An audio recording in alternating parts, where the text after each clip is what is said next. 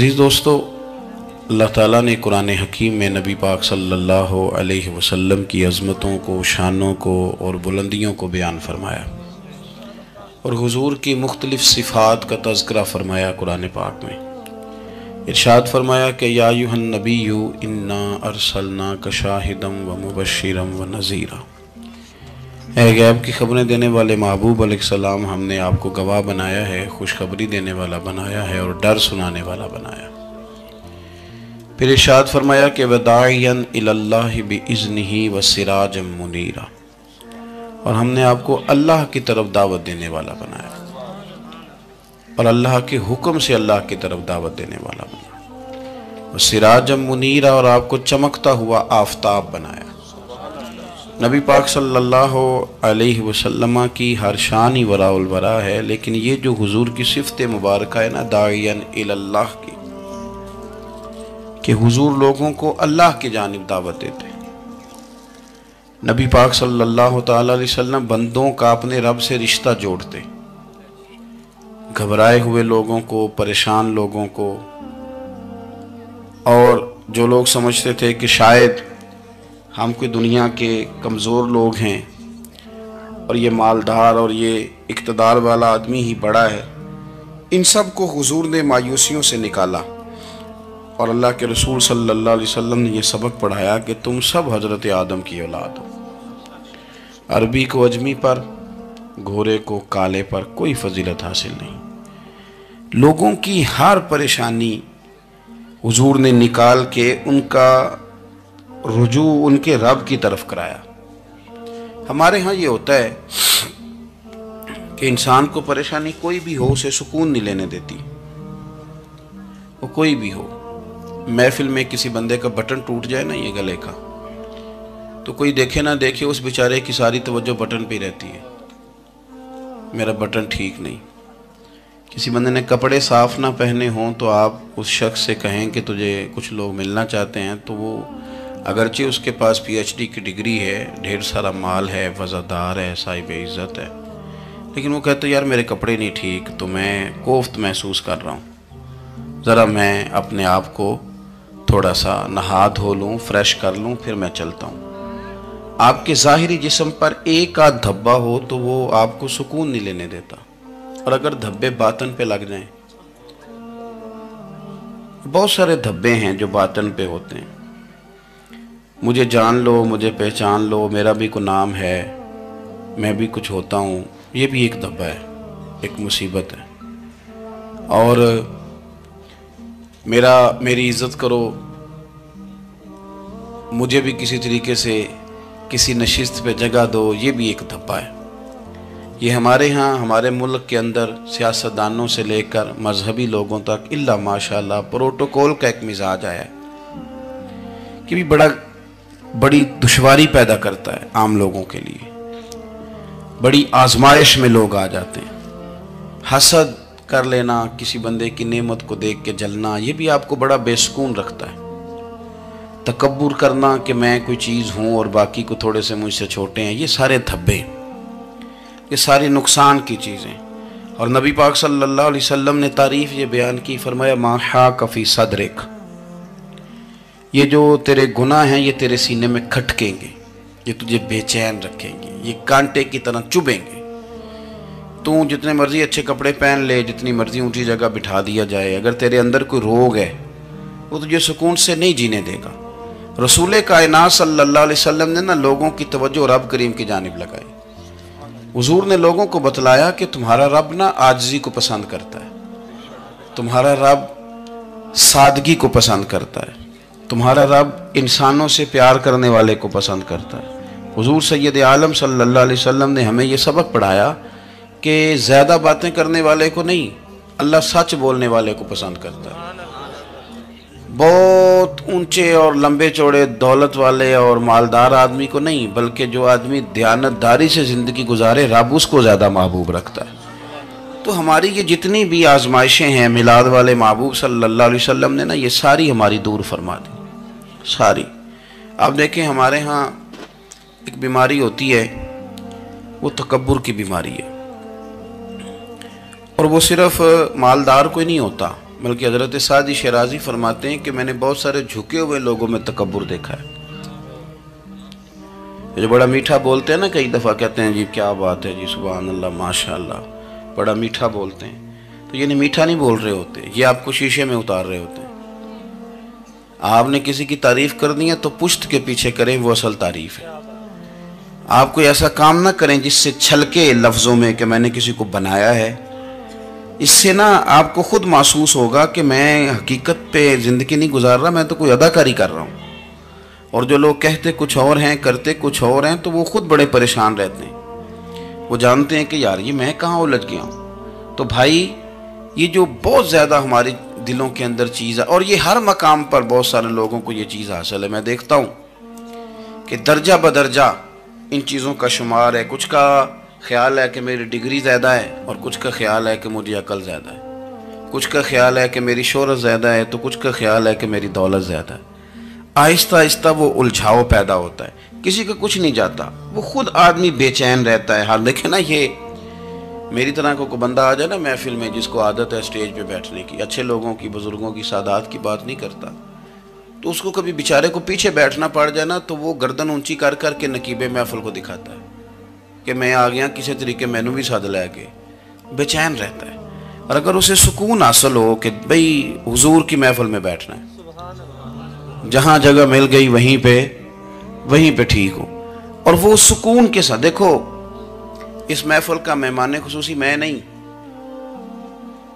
حضرت بزرگ تو سرپرستی کاری رہے ہیں، میں نہیں، اس محفل کا تو مہمان خصوصی وہ بندہ ہے جس نے محفل سے پہلے یہاں جھاڑو دیا ہے، جس نے یہاں دریاں بچھائی ہیں، جس بیچارے کی فوٹو بھی کوئی نہیں آئی، وہ مہمان خصوصی ہے۔ اور اس محفل کا تو وہ مہمان خصوصی ہے جو چپ کر کے کہیں کونے میں بیٹھا ہے، اس کو کوئی دلچسپی نہیں کہ کوئی مجھے بھی جانے گا، کوئی مجھے بھی پہچانے، اسے تو اتنا پتہ ہے کہ میں اپنے پیارے حبیب کی تعریف سننے کے لیے آیا ہوں۔ آپ اپنے اس طرح آپ کا ذوق دوبالا رہے گا اگر آپ عاجزی کے ساتھ، انکساری کے ساتھ، رب رسول کی رضا کے لیے کسی جگہ بھی آپ اپنے آپ کو سیٹ کر لیں گے تو ماحول آپ کا ٹھیک رہے گا، ورنہ آپ الجھاؤ کا شکار ہیں، ورنہ آپ پریشان ہیں، ورنہ آپ تکلیف میں، ورنہ آپ آزمائش میں۔ بخاری شریف میں حدیث ہے، قاضی ایاز مالکی رحمۃ اللہ علیہ نے بڑی تفصیل سے لکھی ہے، راوی حضرت انس بن مالک ہیں۔ ایک بندہ بڑی دور سے آیا نبی پاک صلی اللہ علیہ وسلم کی زیارت کے لیے، بڑی دور سے۔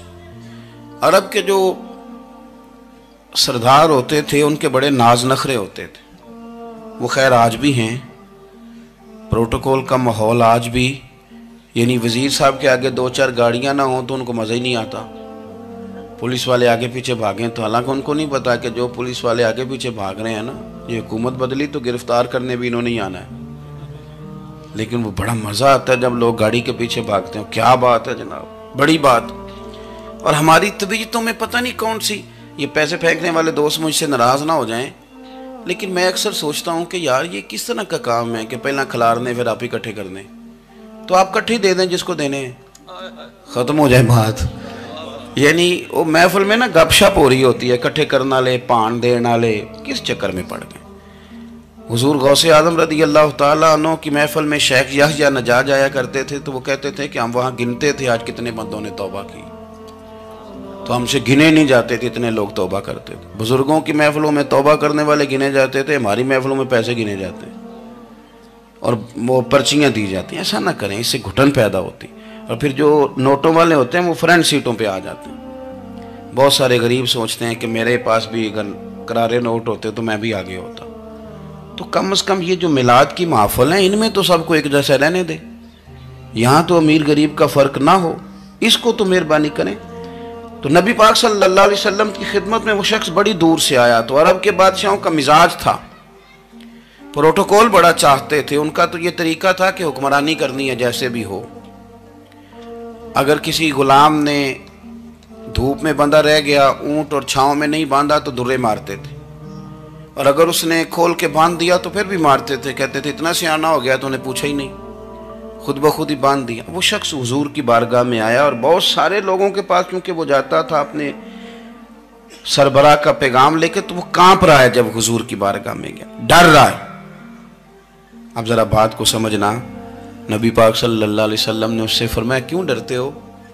سادہ آدمی ہے، دیہاتی ہے، بدو ہے. اللہ کے رسول نے تھپ کی دی. کیوں ڈرتے ہو؟ تو کہتے ہیں حضور مجھے آداب نہیں آتے اور مجھے ڈر آتا ہے، کوئی بات اگر ایسی ہو گئی آپ مدینے کی حکومت کے سربراہ ہیں تو کہیں آپ ناراض نہ ہو جائیں. حضرت انس بن مالک فرماتے ہیں بات کہاں کی تھی، پہنچ کہاں گئی. جب اس نے یہ کہا نا کہ آپ تو حکومت کے سربراہ ہیں، کہیں کوئی غلطی نہ مجھ سے ہو جائے، تو نبی پاک کی آنکھوں میں آنسو آ گئے. حضور رونے لگے اور نبی پاک صلی اللہ علیہ وسلم فرمانے لگے نہ بھائی تو کسی حکومت کے سربراہ کے پاس نہیں آیا، نہ تو اس بیٹے کے پاس آیا ہے جس کی ماں گوشت کے خشک ٹکڑے کھا کے بھی گزارا کر لیتی. میں تو ایک غریب ماں کا بیٹا ہوں.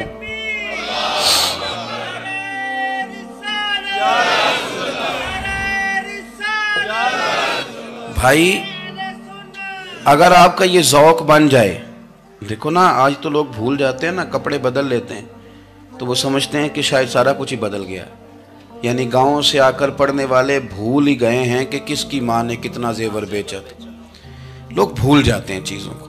اپنے ماضی کو یاد رکھیں، آپ لوگوں کے ساتھ پیار کریں، آپ لوگوں کو موقع دیں، آپ تھوڑی سی اور کوشش کریں اس شخص تک جانے کی جو آپ کو مایوس نظر آ رہا ہے، پریشان نظر آ رہا ہے.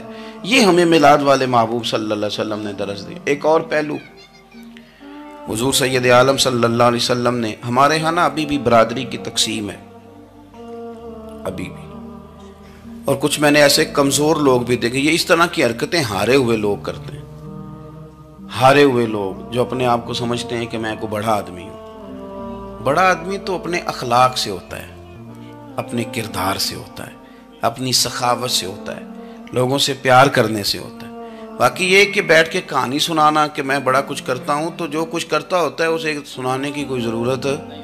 ایک اور بہت سارے لوگ آپ تعزیت کرنے جائیں نا والد کے انتقال کے بعد، تو ان بیچاروں کو بتانا پڑتا ہے کہ ابا جی میرے بغیر دوائی نہیں کھاتے تھے. تو میں کہتا ہوں اگر تیرے بغیر نہیں کھاتے تھے پھر بتانے کی ضرورت نہیں، پھر تو سارے گاؤں کو پتا ہوگا کہ تیرے بغیر نہیں کھاتے تھے. اور اگر کوئی دال میں کالا ہے تو پھر تیری وضاحت کوئی بندہ قبول نہیں کرے گا. تو آپ کو بتانا کیوں پڑ رہا ہے؟ اور آپ بار بار اس بات کا ذکر کیوں کر رہے ہیں کہ ہم بہت بڑے قبیلے کے ہیں؟ صاحب اگر آپ بڑے قبیلے کے ہیں تو پتہ ہوگا سارے علاقے کو آپ کتنا لوگوں کا خیال کرتے ہیں، آپ کس قدر محبت کرتے ہیں، آپ کا انداز کریمانہ کس طرح کا. پھر آپ کو بتانے کی کوئی ضرورت نہیں ہوتی، پھر خود بخود خبر ہوتی. حضرت سیدنا ابو ذر غفاری رضی اللہ تعالیٰ عنہ، قبیلہ بنو غفار ایک بڑی شاخ تھی قبیلوں میں سے. جو لوگ اس زمانے میں مالدار قبیلوں سے تعلق رکھتے تھے ان میں سے ایک بڑا نام تھا. ساری زندگی چودراہٹ کی، لیکن میلاد ایک انقلاب کا نام ہے. میں میلاد منانے والے دوستوں سے گزارش کرتا ہوں کہ آپ ہر سال میلاد منائیں اور ہر سال میلاد کے بعد آپ تھوڑے بدل بھی جائیں، یعنی تھوڑے سے بدل جائیں. کچھ لوگ کہیں یار یہ داڑھی میں نے نا 12 ربیع الاول والے دن رکھی تھی، یہ میری میلاد والی داڑھی ہے. اور داڑھی رکھیں بھی نبی پاک کی مرضی کی. کس کی مرضی کی؟ نہ ناراض ہو جائے جی میں ٹور چلا بس. کس مرضی کی جی؟ اپنی مرضی کے نہیں. داڑھی کا وزن کو نہیں ہوتا کہ پوری مٹھی رکھیں گے تو آپ کو کوئی دقت ہوگی، کوئی وزن نہیں. پوری رکھیں، جو حضور کا طریقہ مبارکہ ہے جو ہمیں ملتا ہے اس پر آپ توجہ فرمائیں. تو میں جو بات عرض کرنے جا رہا ہوں وہ میلاد انقلاب ہے. حضور سید عالم صلی اللہ علیہ وسلم کی بارگاہ میں آنے سے پہلے لوگ کچھ اور ہوتے تھے اور یہاں سے ہو کے جاتے تھے تو پھر ان میں تبدیلی آتی تھی. میں سارا دن کرامتیں سناؤں نا کسی کو اپنے پیر صاحب کی اور اپنے گھر میں بھی کہ میرے حضرت بڑے، میرے استاد بڑے، لیکن بیوی کے ساتھ اگر میں ترش لہجے میں بات کروں گا تو وہ کہے گی یہ سکھاندے نے تینوں پیر صاحب. دوست کہیں گے یہ سکھاتے ہیں آپ. تو آپ کی کہانیاں نہیں چلتی، آپ کا کردار چلتا ہے. حضرت ابو ذر غفاری رضی اللہ تعالیٰ عنہ فرماتے ہیں چونکہ میں چودھری تھا، سیدنا بلال حبشی رضی اللہ تعالیٰ عنہ کے پاس میں بیٹھا تھا. کسی بات میں بات آگے بڑھی اور بڑھتے بڑھتے بات شکرنجی تک چلی گئی. رائے کے اختلاف نے باتوں میں تلخی پیدا کر دی اور جب تھوڑے لفظ اور تیز ہوئے تو میں نے انہیں کہہ دیا چپ کر، تو ابشن کا بیٹا ہے. کس کے بیٹے تھے حضرت بلال؟ کہتے ہیں جب انہوں نے مجھے کہا تو میرا دل بڑا ٹوٹا، لیکن میں نے ارادہ کیا کہ میں نے حضور کی بارگاہ میں نہیں عرض کرنی. اب ہر بات کی ہم حضور کی بارگاہ میں شکایت کریں. لیکن میں جا کے مسجد میں بیٹھا اور جب سرکار آئے نا، ارادہ نہیں تھا کہ عرض کروں گا، لیکن حضور کا چہرہ دیکھا تو دکھ میرا خود ہی تازہ ہو گیا۔ رونے کا بھی تو تب ہی مزہ آتا ہے نا کوئی اپنا ملے تو۔ فرماتے ہیں کہ میرے آنسو نہ بغیر اختیار کے چھلک پڑے اور میں کھل کے روئے، کھل کے۔ قربان جاؤں محبوب کے بھی حضور نے پاس نہیں بلایا، بلکہ نبی پاک اٹھ کے خود میرے پاس آئے اور مجھے کندھوں سے پکڑ کے سینے سے لگایا، اور جب میں کھل کے رو لیا تو حضور میرے آنسو پوچھنے لگے۔ کچھ شعر ایسے ہوتے ہیں جو کسی نے کہے ہوتے ہیں، اور کہنے والا جو ہوتا ہے وہ صاحب حال ہوتا ہے، تو اس میں کچھ خوبصورتی زیادہ ہی ہو جاتی ہے۔ ایک پنجابی کے شاعر ہمارے گجرات میں گزرے، بزرگ تھے، ان کا ایک شعر ہے، وہ کہتے ہیں ایک واری میری آنکھیاں چوں اونا نے اتھرو پونجے سن، ایک واری میری آنکھیاں چوں اونا نے اتھرو پونجے سن، ہن تے چسکا پہ گیا رونے دا۔ ایک واری میری آنکھیاں چوں اونا نے اتھرو پونجے سن، ہن تے چسکا پہ گیا رونے دا، تے ہر ویلے آہو زاری دا۔ تو میں روز رونے لگا ہوں، مزہ ہی بڑا آیا ہے جب سے محبوب نے چپ کرانا شروع کیا میرے عزیز۔ اور پھر حضرت بلال حبشی رضی اللہ تعالیٰ عنہ چونکہ حضور کے غلام تھے اور انہیں پتہ تھا کہ سرکار میری ناز برداری کرتے ہیں، حضور نے چپ کرایا۔ فرمایا کیوں روتے ہو؟ تو عرض کرنے لگے یا رسول اللہ صلی اللہ علیہ وسلم، اگر میں حبشن کا بیٹا ہوں تو میری تو غلطی کوئی نہیں نا، یہ تو تقسیم اللہ کی ہے نا۔ الذی خلقک فسواک فعدلک فی ای صورت ما شاء رکبک، جس طرح وہ چاہتا ہے، جس کو چاہتا ہے اس طرح کی اس کی صورت بنا دیتا ہے۔ تو مجھے حبشن کا بیٹا کہا جاتا ہے، میری غلطی کیا ہے؟ حضرت بلال نے بھی نہیں بتایا کس نے کہا، لیکن نبی پاک صلی اللہ علیہ وسلم نے کیا فرمایا؟ امام یوسف صالحی نے لکھا ہے، ذرا غور کرنا بات پر، تسلیاں لوگ اور رنگ میں بھی دیتے ہیں پر یہ تسلی بڑی انوکھی ہے۔ حضور فرمانے لگے بلال اگر تو حبشن کا بیٹا ہے تو پریشان کیوں ہوتا ہے؟ کالے رنگ والی ماں کا بیٹا ہے تو پریشان کیوں ہوتا ہے اگر تیری والدہ کا رنگ کالا ہے تو؟ عرض کی حضور آپ کیا فرمانا چاہتے ہیں؟ تو سرکار فرمانے لگے میں دو ماؤں کا بیٹا ہوں، ایک جناب آمنہ جنہوں نے مجھے پیدا کیا، اور ایک حضرت ام ایمن جنہوں نے میری پرورش کی، مجھے بڑا کیا۔ حضور فرمانے لگے میری ماں آمنہ کا رنگ گورا تھا اور میری ماں ام ایمن کا رنگ کالا ہے۔ تو فرمایا اگر تجھے کسی نے کالے رنگ والی ماں کا بیٹا کہا تو اسے کہہ دینا مدینے والی محبوب کے بھی تو ایک والدہ کا رنگ کالا ہے، تو کہہ دینا۔ حضرت بلال کہتے ہیں کہ وہ اس طرح کی تسلی تھی، طفل تسلیاں نہیں جس طرح کی ہمیں دی جاتی، وہ اس طرح کی خوبصورت تسلی تھی کہ اس کے بعد میرا دل ایسا ٹھنڈا ہوا، پھر کسی کا تانا تانا نہیں رہا، پھر کسی کی تکلیف نہیں رہی۔ رسول پاک صلی اللہ تعالیٰ علیہ وسلم نے یہ جو آج تقسیم ہے ہمارے ہاں اونچ نیچ کی، چھوٹے بڑے کی، ذات برادری کی، حضور فرماتے ہیں میں نے پاؤں کے نیچے رکھ کے کچل دی، اب اس کا کوئی سٹیٹس نہیں رہا، اب یہ کوئی معاملہ نہیں۔ پھر میرے بھائی ایک معاملہ ہمارے اندر جو اور بڑی شدت کے ساتھ آیا ہے اور جس نے بڑا زور پکڑا ہے وہ یہ ہے کہ ہم نا پڑھے لکھے لوگوں سے معذرت کے ساتھ، پڑھے لکھے لوگوں کا بھی ایک مسئلہ ہے، وہ دوسروں کو جاہل کہنا ضروری سمجھتے ہیں، الا ماشاءاللہ۔ میں اکثر کہتا ہوں کہ یہ تو آسان کام ہے نا، آپ نے کہہ دیا جاہل نہیں جی سارے پنڈ والے، یہ تو بڑا آسان کام ہے، تو جان چھڑانے والی بات ہے، ان پڑھ ہیں جی اس قوم دا کچھ نہیں بن سکتا، بھی تو آسان کام ہے، جان چھوٹ گئی۔ میں بھی کھڑا ہوتا ہوں نماز جنازہ کی امامت کرنے کے لیے، کبھی تو کہہ دیتا ہوں کہ جناب آج لوگوں کو نماز جنازہ کی دعا نہیں آتی، تو سوچتا ہوں کہ اگر کسی نے کھڑا کر کے پوچھ لیا کہ آپ نے کتنے لوگوں کو یاد کرائی ہے، ہم نے کبھی کہا کہ آؤ بیٹھو یاد کراؤں، تو اس کا جواب کیا ہے؟ تنقید کرنا آسان کام ہے اور تعمیر کرنا یہ مشکل مرحلہ ہے۔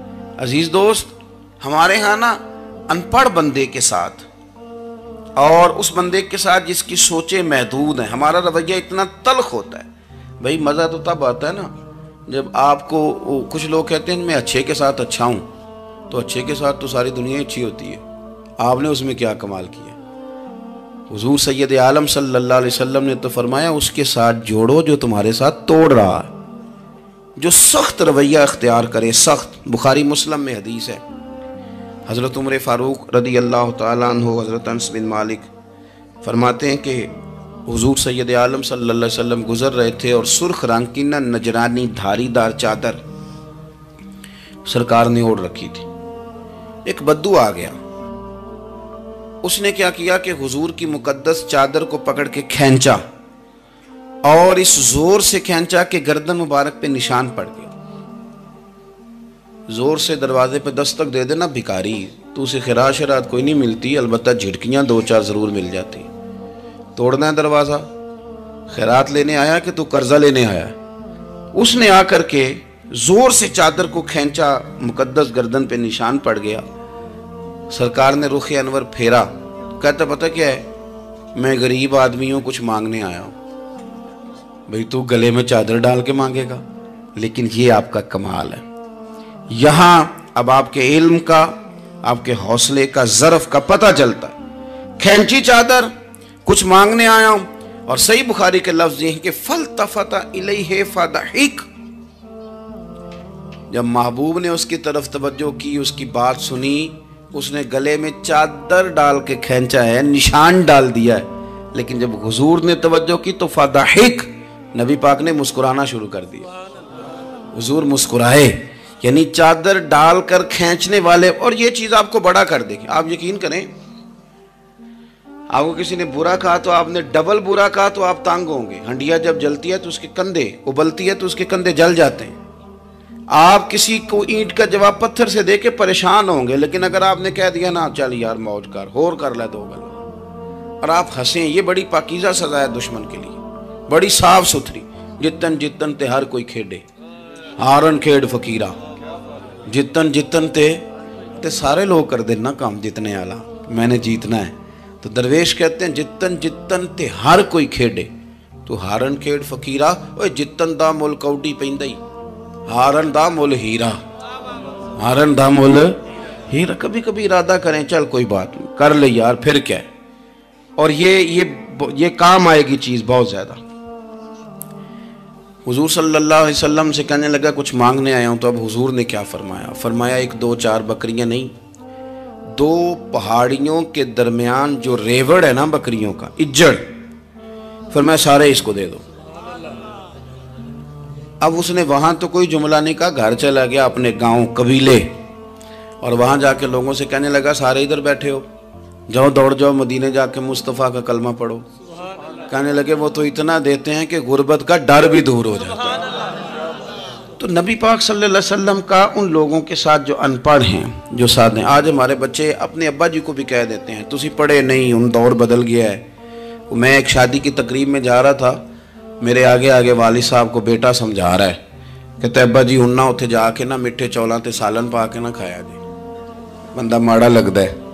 میرا پیار تھا اس خاندان سے، میں نے اس بچے کو تھپکی دے کے کہا، میں کہا پتر تو ذرا لیٹ ہو گیا، جلدی ہوندہ تے نہ سارے سیانے ہونا سی۔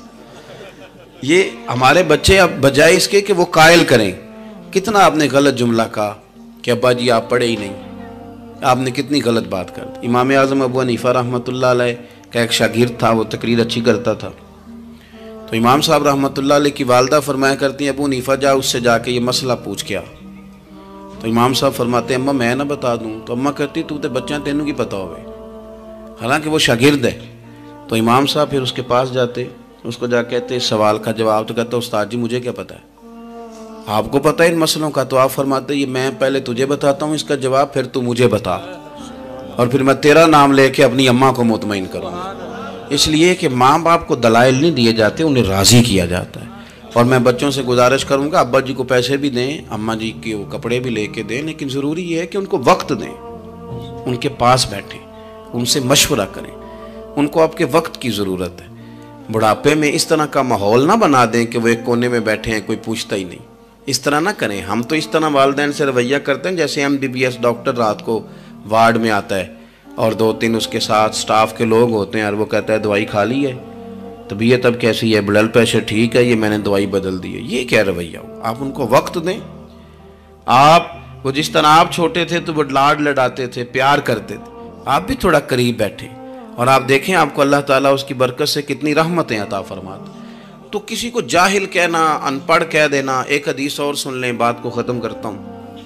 اس کو قاضی ایاز رحمۃ اللہ علیہ نے شفا شریف میں لکھا ہے، ایک بدو حضور کی بارگاہ میں آیا اور اس نے آ کے کچھ مانگا، اللہ کے پیارے حبیب صلی اللہ علیہ وسلم کی بارگاہ میں مانگا جہاں ایک مانگنے پر دریا بہا دیے جاتے ہیں۔ دریا بہا دیے ہیں، در بے بہا دیے۔ یہ در الگ ہے اور بے بہا الگ ہے، پھر یہ شعر صحیح سمجھ میں آئے گا آپ کی۔ تو حضور سید عالم صلی اللہ علیہ وسلم تو جس کو دیتے تھے پھر اس کی کئی نسلیں کھاتی تھی، ختم نہیں ہوتا تھا۔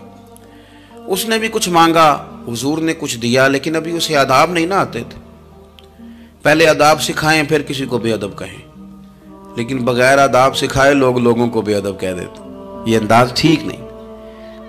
اس نے کچھ مانگا، حضور نے دیا، چونکہ آداب نہیں آتے تھے، نہ آشنا تھا، تو کہنے لگا معاذ اللہ ثم معاذ اللہ، نقل کفر کفر نہ باشد۔ کہنے لگا میں تو بڑی تعریف سن کے آیا تھا، آپ نے تو کچھ بھی نہیں دیا۔ حضرت عمر فاروق نے تلوار نکال لی، فرمایا اس بے ادب کی گردن اڑاؤں گا۔ حضور نے فرمایا عمر ٹھہر جا ذرا، جلدی نہ کر۔ سرکار اسے گھر لے گئے، جتنا دیا تھا نا اس سے ڈبل دیا، پھر جتنا ہو گیا تھا اس سے بھی ڈبل دیا۔ تیسری دفعہ حضور دینے لگے تو کہنے لگا یا رسول اللہ بس کریں، میں نے تو طوفان کے اندر بھی ہوا اتنی تیز نہیں چلتے دیکھی جتنی آپ کی سخاوت تیز چلتی ہے۔ کریم رسول صلی اللہ تعالی علیہ وسلم نے فرمایا یہی بات باہر جا کے میرے صحابہ سے بھی کہہ دو گے؟ حضور کہہ دوں گا۔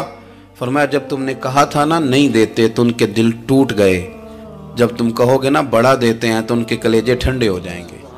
وہ باہر آیا، آ کر کے کہنے لگا میرے رسول پاک علیہ السلام کے مقدس غلاموں، میں نے تو طوفان میں بھی ہوا اتنی تیز نہیں دیکھی جتنی کریم کی سخاوت تیز ہے۔ پیارے حبیب صلی اللہ تعالیٰ علیہ وسلم تو کمال کر دیتے ہیں۔ اب صحابہ خوش ہو گئے۔ میرے نبی پاک صلی اللہ علیہ وسلم نے ہماری تربیت فرمائی کہ ہم نے کس طرح کا رویہ ایسے لوگوں کے ساتھ اختیار کرنا ہے۔ حضور فرمانے لگے عمر اگر تم اس سے پہلے قتل کر دیتے جو اس نے کہا تھا تو یہ دوزخ میں جاتا، اور اب جو کہہ رہا ہے اس پر مرے گا تو رب اسے جنت عطا فرمائے گا۔ حضور فرمانے لگے عمر میری اور تمہاری یعنی میری اور میری امت کی مثال اس آدمی کی مثال کی طرح جس کی اونٹنی بھاگ گئی تھی، ناک سے نکیل نکل گئی تھی۔ بہت سارے لوگ آئے اسے پکڑنے کے لیے، ہاتھوں میں نیزے تھے، ڈنڈے تھے، تلواریں تھیں، پر وہ کسی کے قابو نہ آئی، زخمی ہو گئی پر کسی کے قابو نہ آئی۔ حضور فرماتے ہیں پھر اس کا اپنا مالک آ گیا، اس نے تھوڑا سا چارہ اٹھایا، میری طرف دیکھیے گا جی، چارہ اٹھایا، اونٹ اس نے اس کو تھپکی دی، بغیر کسی کی مدد کے ناک میں نکیل ڈالی، پھر اونٹنی پر سوار ہوا اور کہنے لگا لوگوں تم نے میرے جانور کو بڑی تکلیف دی، اونٹنی میری ہے، اسے سنبھالنے کا طریقہ بھی مجھے ہی آتا ہے۔ گویا حضور فرما رہے ہیں عمر یہ امت میری ہے تو اسے کس طرح سنبھالنا ہے یہ طریقہ بھی مجھے ہی آتا ہے۔ ان کی کہاں کس بنیاد پر کس رنگ میں تربیت کرنی ہے یہ میں جانتا ہوں۔ ہمیں اگر ہماری زندگی انصاف والی ہو، عاجزی والی ہو، اطمینان والی ہو، عاجزی بھی دل کا نام ہے، اطمینان بھی دل کا نام ہے۔ بہت سارے گردنیں جھکانے والے بھی عاجز نہیں ہوتے۔ اپنے دل سے تہیہ کر لیں کہ میں کسی شخص کو بھی اپنے سے چھوٹا نہیں جانتا، کمزور نہیں جانتا، میں کسی شخص کے بارے میں بھی یہ رویہ نہیں رکھتا کہ یہ کوئی برا ہے۔ اگر کہیں ضرورت پڑے تو کسی کی اصلاح کریں، اگر وہ اصلاح قبول نہ کرے اور آپ کو محسوس ہو کہ یہ معاملہ آپ کے بس میں نہیں تو پھر بھی اس کے لیے دعا کریں۔ کسی کونے میں جا کر کے تنقید کرنے کی اجازت نہیں ہے۔ اپنے آپ کو سمیٹیں، سوچوں کو بکھرنے سے سمیٹیں، اچھا سوچا کریں۔ جو لوگ اچھا سوچتے ہیں وہ صحت مند رہتے ہیں، ان کی سوچیں تازہ رہتی ہیں۔ آپ ہر ایک کے بارے میں خیر کا رویہ اختیار کریں اور مثبت پہلو تلاش کریں۔ آپ مثبت پہلو، ہر وقت تنقید کرنا۔ میں ایک محفل میں بیٹھا تھا، بات میری ختم ہو گئی تو ایک نعت خواں نے بڑا اچھا شعر پڑھا۔ ہم بڑی اس بات کی تردید کرتے رہتے ہیں کہ یہ طے کر کے اور پیسے لے کے اور یہ نہیں کرنی چاہیے چیزیں، لیکن یہ کہ یہ غلطی کس کی ہے؟ یہ اس عوام کی غلطی ہے جو ریٹ بناتی ہے، چیزیں خریدتی ہے۔ جو چیزیں آپ خریدیں گے نہیں بکیں گی بھی نہیں مارکیٹ میں، آپ خریدتے ہیں تو کوئی بکتا ہے نا۔ میری بات کی سمجھ آ رہی ہے؟ تو ہم یہ سارا کچھ ڈال دیتے ہیں۔ اب کیا ہوتا ہے کہ اتنی سونی محفل سجی ہوئی ہے لیکن اس میں بیٹھ کر لوگ حضور کی تعریف سننے کی بجائے یہ کہہ رہے ہیں اس نے 40,000 لیا ہے۔ تو آپ یہ اندازہ کریں کہ وہ جو بات ہمیں اس وقت مدینہ شریف لے کے جاتی، ہمارا عشق رسول تازہ کرتی، تو ہم نے وہاں کیا گھٹن پیدا کر دی یہ کہانیاں چھیڑ کے۔ کیوں دیتے ہیں آپ پیسے؟ کیوں اس طرح کے ریٹ آپ بناتے ہیں؟ پہلے آپ بناتے ہیں پھر اس کے بعد آپ تنقید کرتے ہیں۔ اب دیکھیں میں بھی بیٹھا تھا تو اس نے بڑا خوبصورت شعر پڑھا اور بڑی مزیدار بات کی، بڑا مزہ آیا۔ تو میں نے ساتھ والے سے کہا یار آج بڑے دنوں کے بعد سرور آیا۔ تو کہنے لگا نہیں 40,000 لے آ جائے۔ میں انہوں کہا تو 10 منٹ کھلو جانا سی، مزہ تو لینے دیتا۔ اور پھر میں نے اسے کہا کہ یار بات سنو، کیوں دیتے ہو 40,000؟ اور اگر اس نے لیا بھی ہے نا تو آج اتنا مزہ آیا نا، میرے خیال میں نا اس کا 40 نہیں 80 بنتا ہے۔ دیکھو نا اس نے ہمیں پہنچا کہاں دیا ہے۔ تو آپ مثبت لیں چیزوں کو، مہربانی کریں، اچھا سوچیں، اچھے رویے اختیار کریں۔ وہ کسی شاعر نے کہا تھا کچھ تو مجبوریاں رہی ہوں گی، یوں ہی کوئی بے وفا نہیں ہوتا۔ اچھی سوچ پیدا کریں، خوبصورت آپ اپنے آپ کو رکھیں، آپ کا فائدہ ہوگا۔ آپ اچھا سوچیں گے تو آپ کا نفع ہے، ورنہ بکھری ہوئی سوچوں والے لوگ تو بیچارے سویرے کچھ ہوتے ہیں، دوپہر کو کچھ ہوتے ہیں، شام کو کچھ اور ہوتے ہیں، اور تیزی سے وہ لوگ بکھر جاتے ہیں۔ آپ یہ دیکھیں کہ آپ مست رہیں، آپ اپنے آپ کو پریم میں رکھیں، آپ اپنے آپ کو سکون میں رکھیں۔ کوئی تعریف کرے تو اس کی مہربانی، تنقید کرے تو اللہ بھلا کرے، لیکن آپ نے اپنی سوچوں کو ہمیشہ مجتمع رکھنا ہے۔ اللہ تعالیٰ آپ کو بہترین صلہ عطا فرمائے۔ محفلیں ہوتی ہیں حضور کے نام کی، لوگ تو ظاہر آتے جاتے رہتے ہیں، ہر ایک آدمی کی اپنی مشغولیت۔ آپ تشریف رکھیں گے، حضور کی ثنا خوانی ہوگی، اللہ تعالیٰ آپ سب کو جزا عطا فرمائے۔ آخر دعوانا جی آج اقبال ڈے جی نہیں، وہ کون سا واقعہ ہے؟ وہ تو ان کے تو کئی واقعات ہیں۔ چلے میں بات کرتا ہوں، آپ تشریف رکھیں جی، میں بات کرتا ہوں۔ میں تو اپنی طبیعت کے مطابق بات کر چکا ہوں، اتنی کو میں کیا کرتا ہوں، لیکن ایک بات عرض کرتا ہوں آپ کی خدمت میں۔ ایک تو یہ کہ آج اقبال ڈے، علامہ اقبال جو ہیں وہ اسلام کے اور صوفیاء کے اور اہل محبت کے بہترین ترجمان ہیں۔ انہوں نے لوگوں کو رخ جو ہے وہ نبی پاک صلی اللہ علیہ وسلم کی محبت کی جانب پھیرا ہے۔ تو اقبال سے پیار کرنا اور ان کی تعلیمات کو دیکھنا، یہ بھی بڑی کمال بات۔ ایک بات مجھے یاد آ رہی ہے حضرت سعد بن ابی وقاص کے، بہت ساری باتیں ہیں، میں سمجھ نہیں پایا کہ کس بات کی طرف میرے بھائی نے اشارہ کیا ہے۔ آپ فرماتے ہیں میں ایک دفعہ قادسیہ کی جنگ کے لیے گیا تھا، تو اس بادشاہ جس سے ہماری جنگ تھی اس کے بارے میں معروف تھا کہ تاج بڑا قیمتی پہنتا ہے۔ ہوتے ہیں نا جی، ہمارے ملک میں بھی کچھ بادشاہ ایسے ہیں جو 6-6 کروڑ کی گھڑی پہن لیتے ہیں، حالانکہ آپ جتنا مرضی مہنگا جوڑا پہن لے اب تعریف کوئی بھی نہیں کرتا، اب ختم ہو گیا دور، اب سارے وراء الورا ہیں، اب ہر بندے کی ڈیزائننگ بڑی شاندار ہے، جس کو بھی چھیڑ لیں۔ تو وہ تاج بڑا قیمتی پہنتا تھا، ہیرے لگائے ہوئے تھے۔ حضرت سعد بن ابی وقاص رضی اللہ تعالیٰ عنہ نے لوگوں سے کہا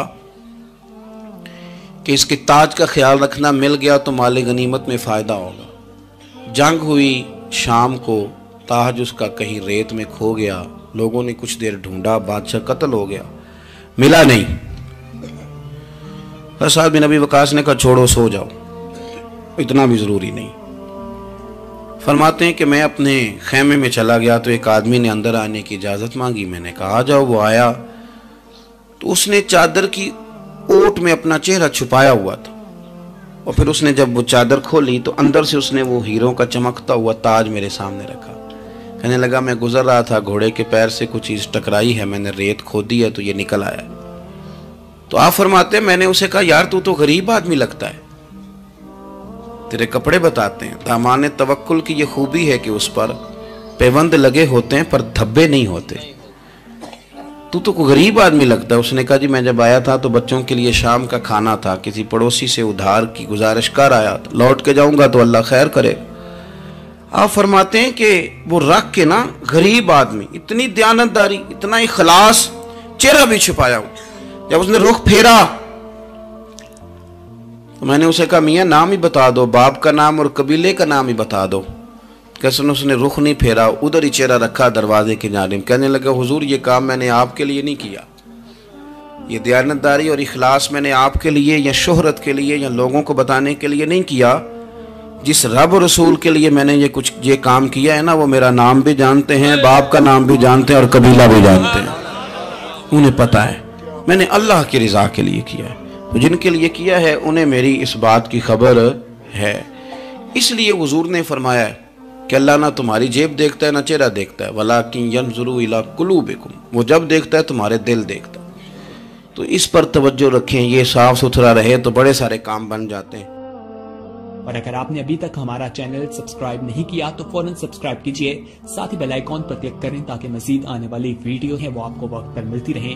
اللہ حافظ۔